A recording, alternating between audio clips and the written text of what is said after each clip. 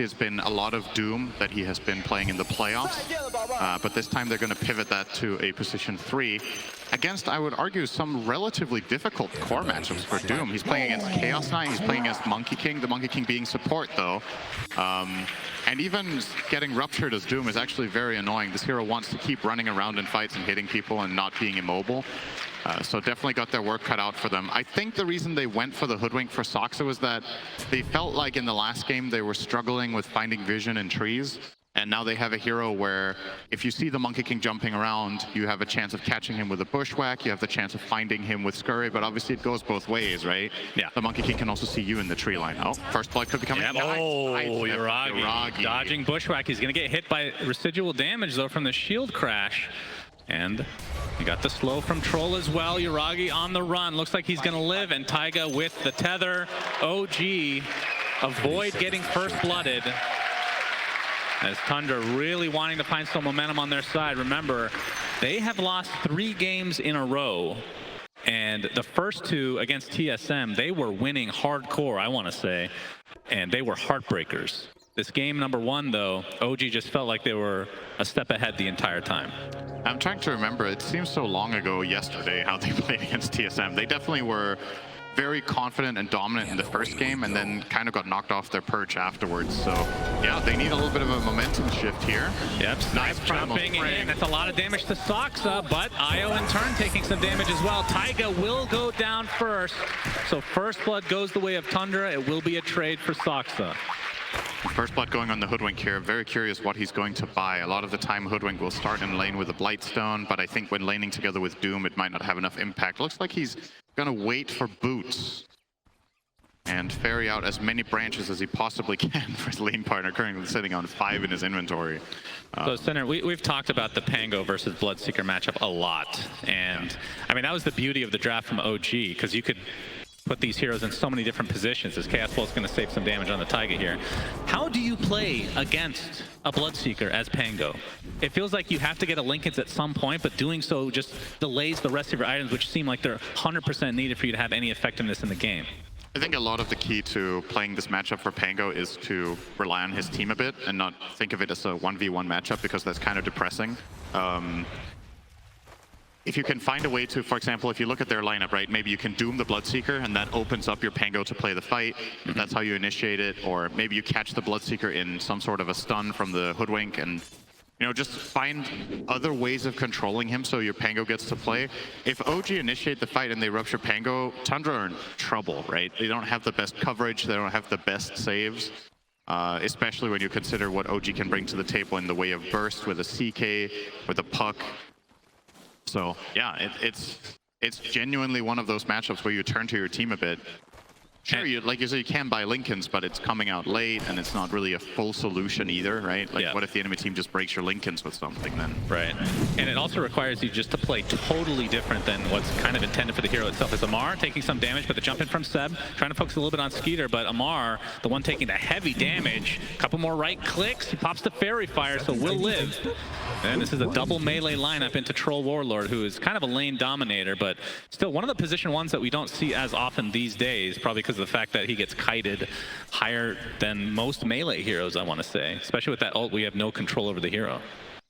I will say, though, I actually really do like the Troll pick in this game. I think it was a pretty clever way of trying to solve the problem. Misha, I say Misha, it's part of Taiga's name. Misha isn't here. Taiga's. Okay, yep, Taiga goes down to Soxa. So 2 kills for him early on. Of course, on that Doombringer last game.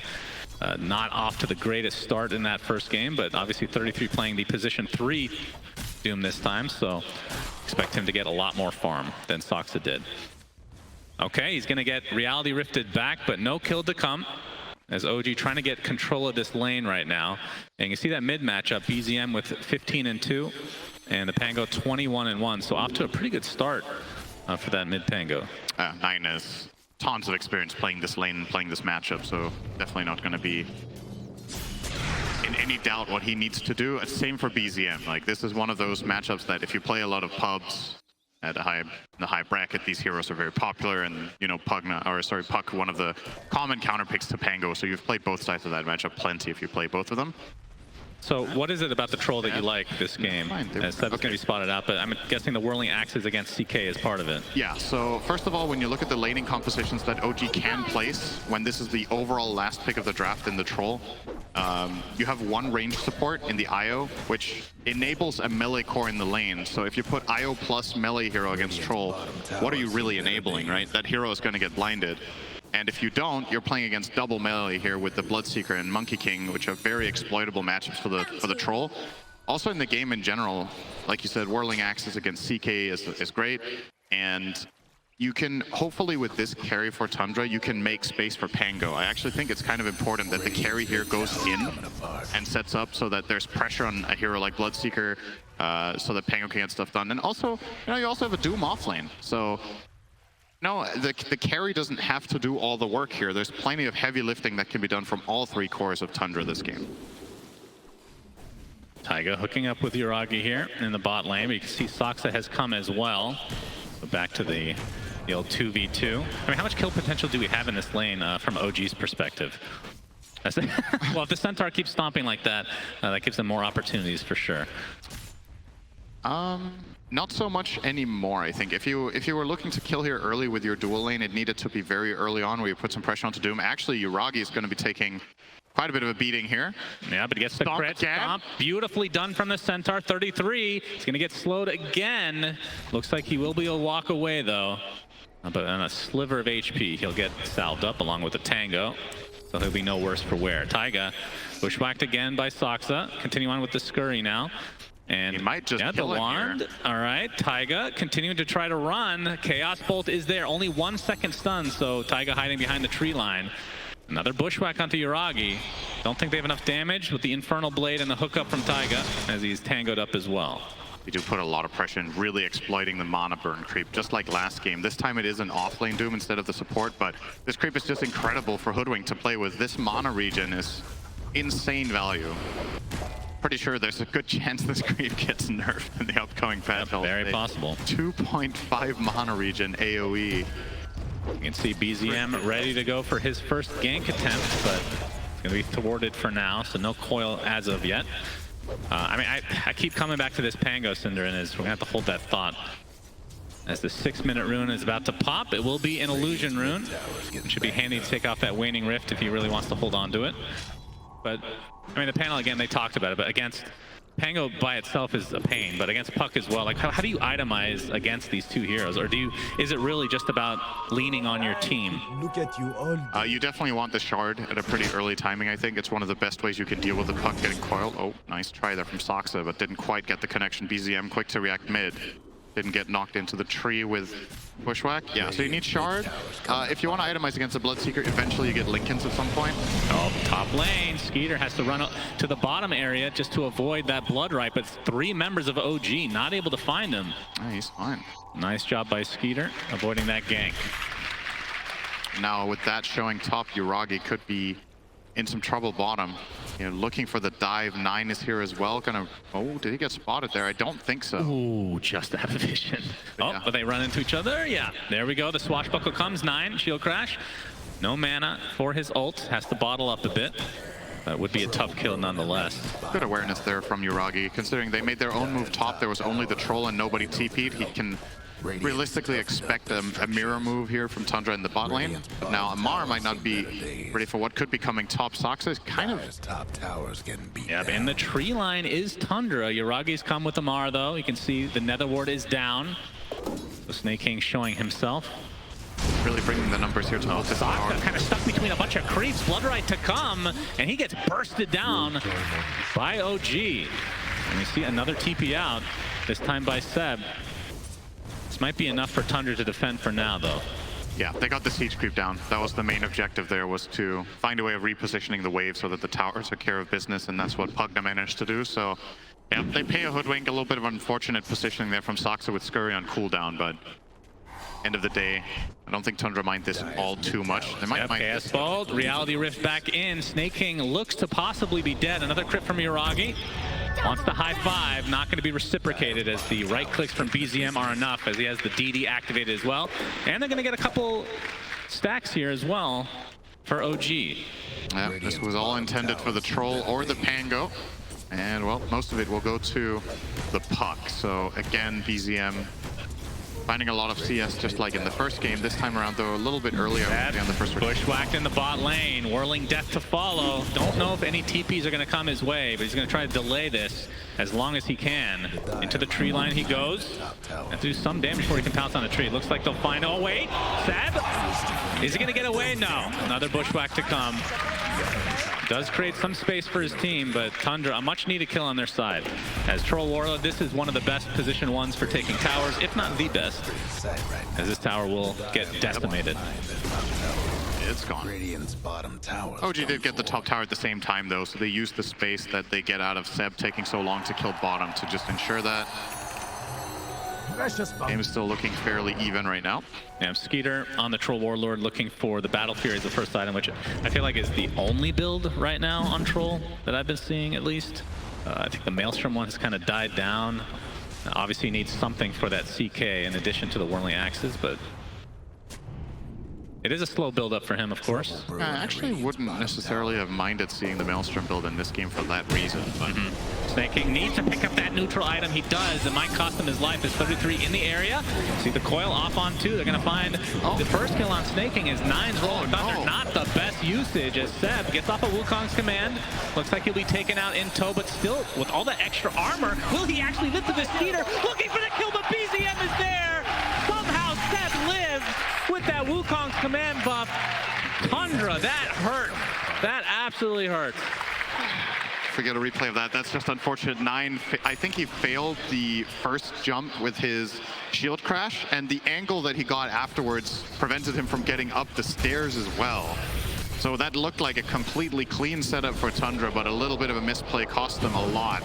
Yeah, blood right from Amar. They know that Rolling Thunder's not there, so he's not really afraid of the chase, although he might have to be. The Rupture comes out. Swashbuckle will partially connect as 9 is forced to TP out. The ultra counter to the Bloodseeker. You're going to see the replay here. So look at this. Seb is in a lot of trouble. Yeah. Okay, this is the second half of it, but basically 9 couldn't find a way in after his initial jump missed.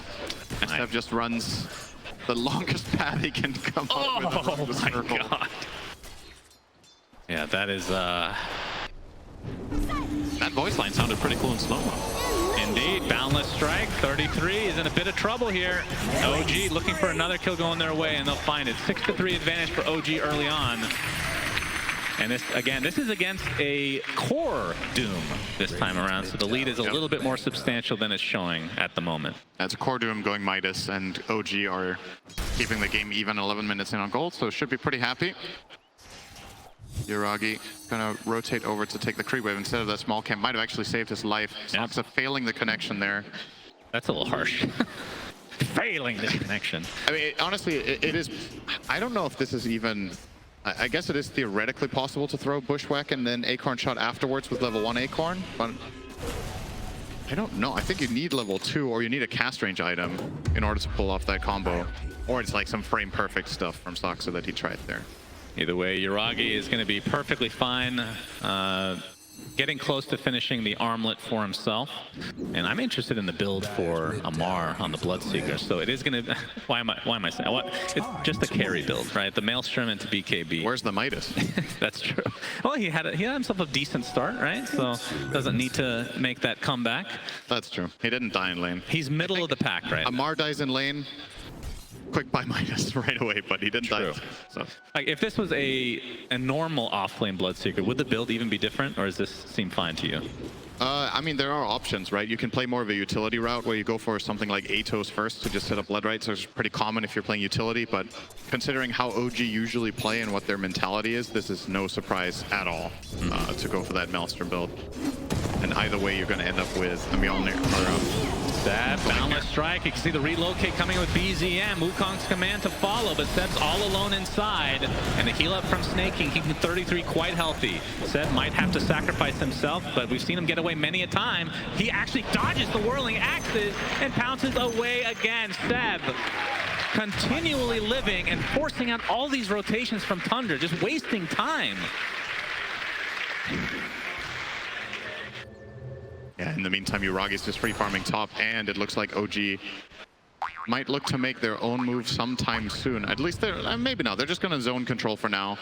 Obviously with the relocate expended as well as coil on cooldown, I don't think they necessarily have to do anything, but yeah, just amazing space here from Seb. It's going to get harder and harder though. Now there's going to be a defusal on Pango to keep him in check.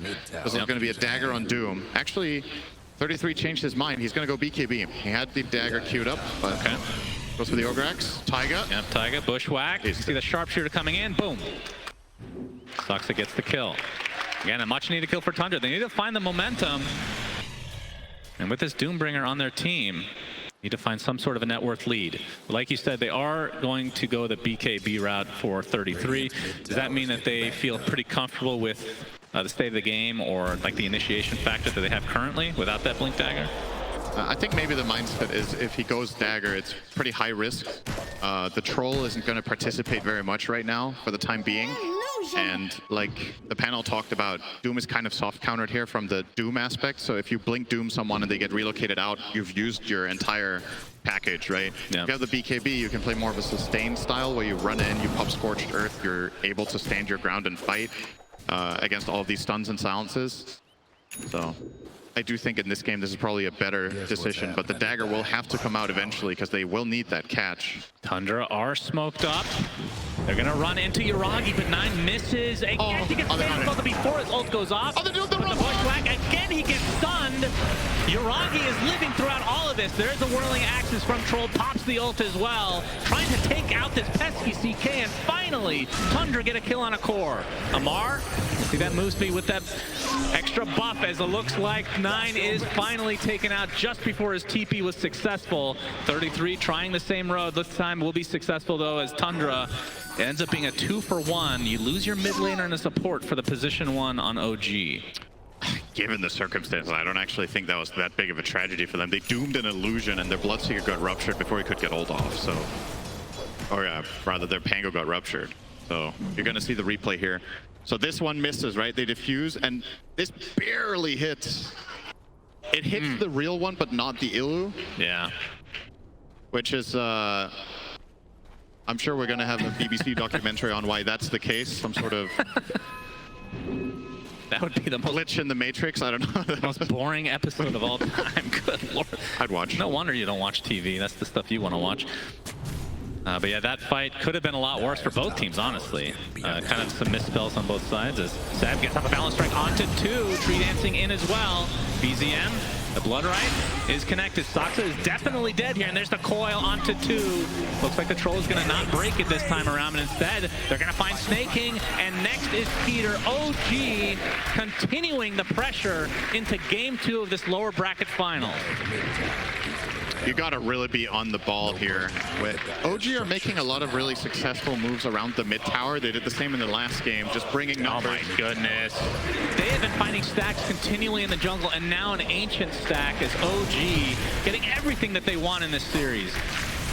And it's just all off the back of one good move. They get 3 kills mid tower and now ancients. They take everything they can possibly get in this short time span.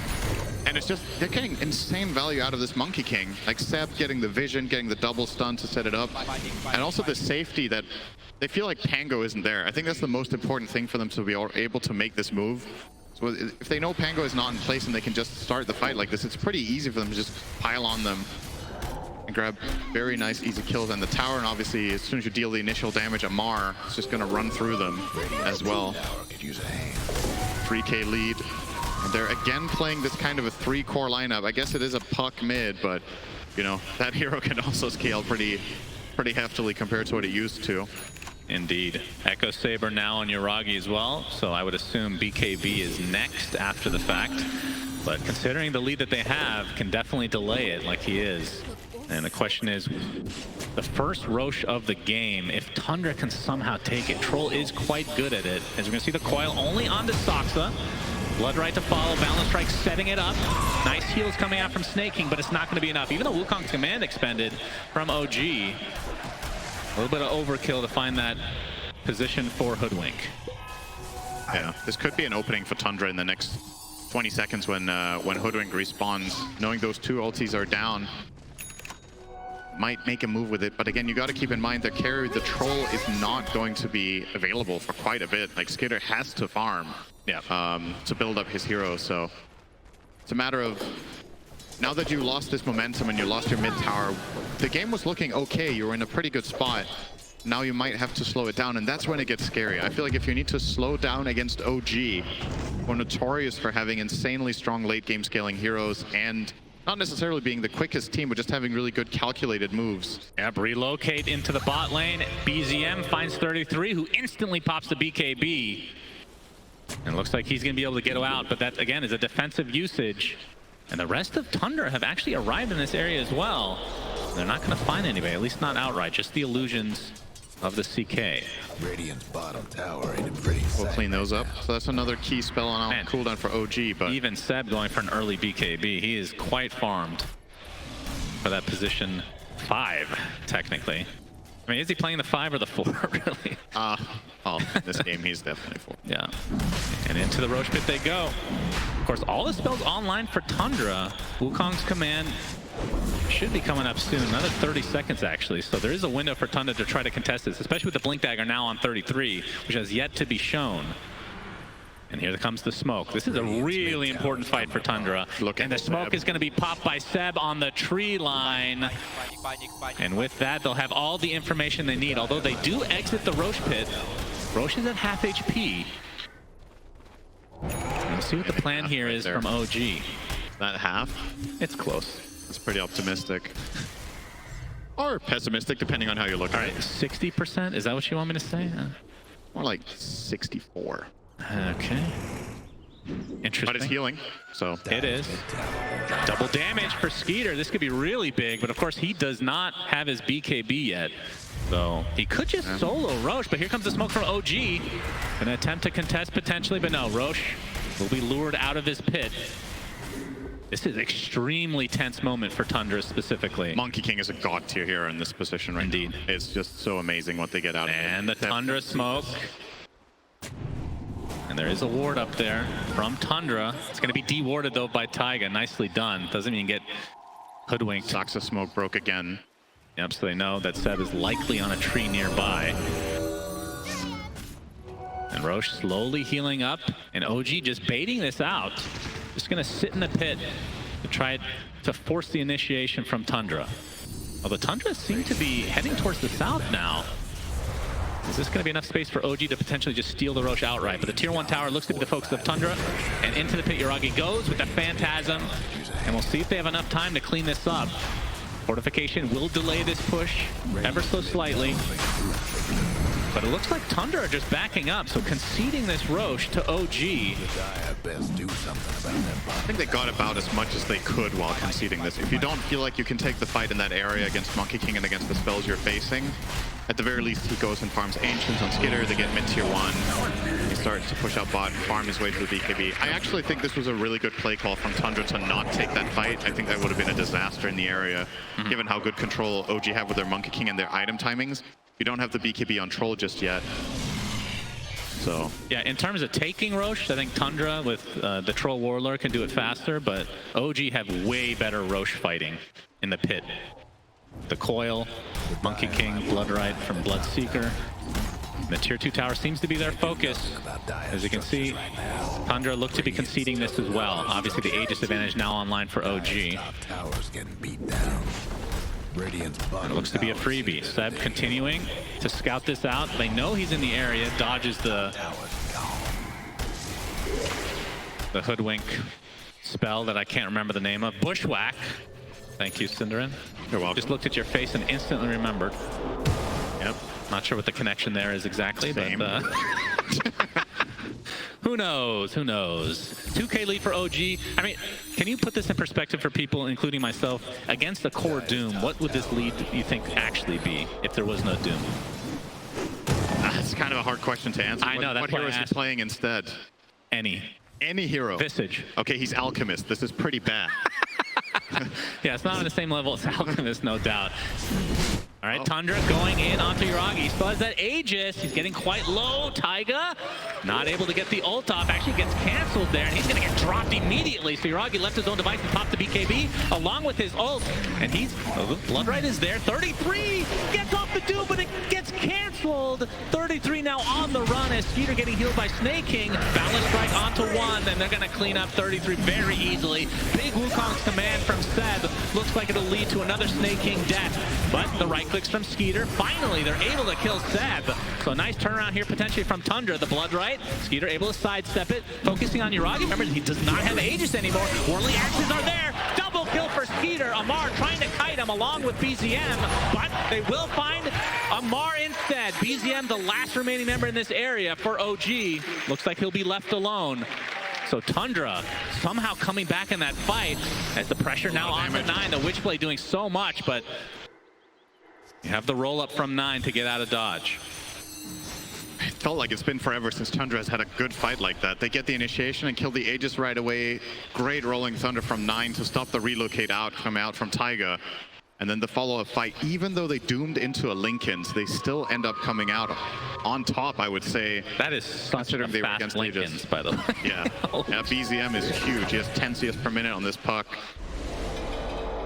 So now they know, and the question is, what will cancel the Linken Sphere? Do you need to try to get... He is buying Yules, it looks like, so that is a cancel. Yeah, for 33. As you can see, the replay here. They did...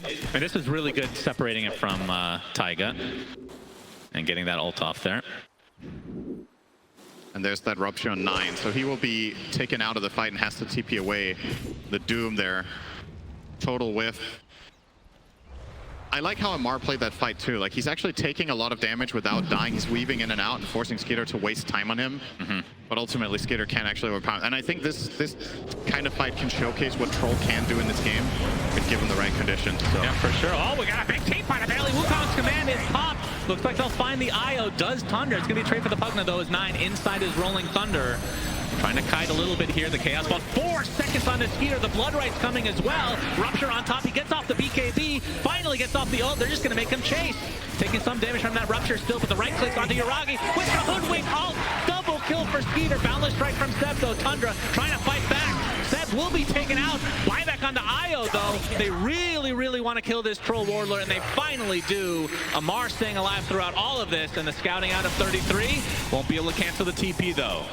That fight came out of nowhere. Yeah. Goodness gracious. 2 cores dead for Tundra. And just CK on OG's side. I'd say that's a pretty good outcome overall for OG here. Was a buyback on the IO, though, so... They did have to buy back IO, which opens up an avenue for an awesome team fight for Tundra if they can find that as the first kill. And actually, considering they fought without Doom, maybe that wasn't that bad for them. Troll's death timer is just really, really long, but when he does come back, he's now going to have the level 20 talent, so another 30 damage to boot. And then with Doom as well as Pangold up, it could be time to look for another fight straight away. I guess Roche early spawn is in 3 minutes, so there's plenty of time to look around the map and not be anchored in that top area, which is something Dire really loves to not have to bother with, right? They can go bottom and look for something. If they find the kill, they don't have to panic and run across the map because Roche could be dying, so... Opportunity here, maybe they would find Seb. And the Basher online for Amar, so these BKB TPs might not be so safe in the near future for Tundra, as this now... This is an interesting smoke from OG. They have only Bloodseeker and IO smoke to bottom and no other core backup. If they run into a fight against this Pango, this could potentially go really wrong, as Tundra's heroes are pretty close by and they can't relocate in their other heroes since the IO is already part of the move. But now they are trying to bait it in. 33, he's going to get instantly ruptured. He gets off his BKB, but he is dying very swiftly, attempting to TP out. But the bash from Amar is enough. It looked like he was going to get out in time, but the bash very timely from Amar. And now the coil applied to Snake. He gets off the Decrepify. Healing up to a high degree by Seb, but the Bloodright's going to cancel it. Then the double kill for Amar as OG just continuing the onslaught. Stops the dead up next. It's a 5 versus 2. Skeeter completely surrounded. He pops the BKB, but the rest of OG just completely resetting, waiting for that BKB to run out. Gets off the ult in the meantime, though. Yuragi jumping in, gets a 4-second Chaos Bolt, and that's going to lead in likelihood to a kill onto Skeeter. One remaining member for Tundra. It is the Pangolier. He's silenced currently and brought down to his knees. Double kill Amar, and OG are absolutely crushing again in this game number 2. The way that started is just perfect timing. Like, they're down there as 2 or 3 heroes. It's not looking like it's going to be good. And the moment Tundra's heroes do arrive, the Doom coming down there, that's when they're all in position. And Bloodseeker starts out with the Rupture on Doom, which, you know, in many circumstances would be like, hell yeah, let's go with Pango. But he's not there. He's not part of the fight in the beginning. Doom has to try to TP out, and he gets bashed. And this is the aftermath of that fight, with Doom on the sidelines without buyback. And Saksa also being all the way in the top lane. They're just completely outnumbered this entire fight. Which is weird to say, because it looked like Tundra actually had the numbers bottom just a moment before. OG just read the situation perfectly on that high ground. And this was just, feels really shitty for Tundra when you have the Troll Warlord just stuck between 5 heroes, and there's literally no way to get out for him. But yeah, that was a full team wipe in favor of OG, and they are looking quite good right now. So from Tundra's perspective, what do you think needs to be done to try to claw back in this game? I think it's mainly gonna come down to, you know, this is easy for me to say, but they have to read the map better so that they have corresponding numbers, and that is difficult when you're playing against IO in this game state, because if IO is missing along with one core, they could be literally anywhere and connect to the fight. So you also have to sort out your waves, find an intelligent way to push that out while still being in reach of one another when the fight does break out. I think this bottom tier 1 tower that they still have left, if OG ever make their way down in that area or to the mid tier 2, that's where you can really combine with all 5 heroes, because you have an easy connection point. So make sure you don't lose any more towers without a fight. They ruptured 33 again. He is ruptured. He's working on a Lincoln Sphere. He's going to get healed by Snaking. Looks like the TP will be successful, but a double boundless strike from Seb will lead to a kill onto Pugna to start it out. But Skeeter already popping the ult just to take out that pesky Monkey King. So Seb will fall. And the buyback from Snaking as well. Tundra need to get something out of this, but BZM looks like he's going to be just fine. Heads up play there from both BCM and Saksa. So BZM realizes that if he jaunts to his orb there out of phase shift, he's going to get caught by a hoodwink combination, so he just doesn't jaunt it. Blinks into the enemy base instead and finds a way out. And Tundra, you can see that they're going for a potential gank through the river here, smoked up, while this Monkey King is dead. They do have the Doom, and 33 in that situation again was BKB TPing out, so the fact that they get that trade, perhaps not too bad with the buyback on the Pugna to find Monkey King. And again, it opens up a fight where 9 can actually use his ult, right? That time he was there. So the Doom getting ruptured, that time they have Rolling Thunder. It zoned out the Puck for the remainder of the fight and allowed Skeeter to play very confidently on the Troll. And it feels like Seb's vision from the tree line has been kind of the difference maker here, as Tundra have tried to get aggressive from time to time in this game, but this is just been spotted out consistently as, E-Blade for BZM. As Roche looks like 1 minute away from respawning with that beautiful shard. This item's so amazing here because if you think about how Tundra take their fights, it's all about setting up the Troll to kill someone, right? They have the Doom to prevent people from casting spells. They have the Pango Chain Stun, but Puck can effectively save any core right now along with Wisp, and they can reset the fights. And if it's not a matter of using it defensively, it's obviously also part of a kill burst. Now he can solo kill the Pugna in his silence, which he was missing a little bit from before. Same with the Hoodwink. If BZM finds either of them, they just die on the spot. Nullifier is in the sights for Seb to counteract that Pugna Decrepify. My God, how did this happen? Puck is level 24, Pango's 18. Ooh, yeah. That's actually a ridiculous difference in experience among the mids. I guess Skeeter has a pretty big advantage over the CK as well, though. BZM also has an Arcane Rune, so this would be a very tough fight for Tundra, unless they can just lock him down. That Hoodwink Shard going out to scout. OG are not going to be surprised by this at all. Yeah, and Roche is up. And we'll see if Yuragi will... Not sure if he's going to pop his ult quite yet, but focusing on taking him out to start here. And of course, this is the Roche with the Shard as Tundra think they were spotted there by Seb. And Seb back into the pit and back onto the tree line. Soxa tried to fish for a... That's the decoy, I think. Oh, balance strike misses this time from Seb. They're looking for 33. There's the rupture. They get it off. The Yule's a little bit too late. Gonna get silenced with the blood right as well. Focusing on 33. Gets off the BKB. But the right clicks will suffice as Tundra on the back foot now. And they're just bashing through. Amar's beating the crap out of Nine. He's in the Rolling Thunder though. He blinks and gets the kill. While BKB, Jiragi getting quite low. But the blood right now onto this Troll Warlord. And that's another bursted hero in favor of OG. 5 dead. It's a full team wipe. And nobody is lost for OG, which means second Roche is theirs. The name of the game for OG in this game has just been, how can we make Doom as sad as possible? Like, again, you'd think they would reserve the rupture for the Pango, but they're actually just removing Doom from the fight. They rupture him, they run at him, he BKB tries to TP out, doesn't make it there. And also a little bit of indecisiveness, right? Like, he was kind of standing around, okay, should I TP out? Are we going to take this fight? He was uncertain. And then when he finally goes for it, OG didn't even need the bash. He had already taken so much damage from running around. And you can understand from Tundra's perspective why he doesn't want to TP away there. It's like, okay, am I just going to BKB TP out every time? This time I have 4 teammates around me, but the positioning from Tundra just wasn't really good enough to cover him fully.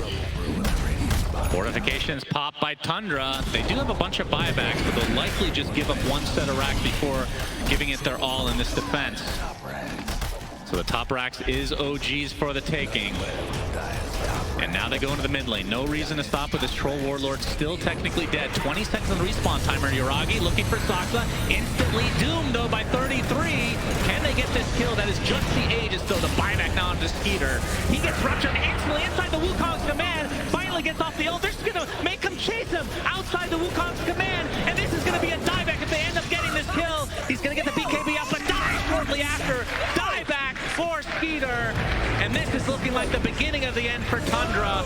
As the boundless strike does connect onto Soxa, but he cuts the tree. 33 ruptured for the millionth time this game. Doesn't matter. He is dead. Double kill for Amar. Only 2 members of Tundra remain. And OG looking primed and ready as the GGs are called. OG going to the grand finals for the 5th time in their organization's history. Unreal performance. They've had some grand finals that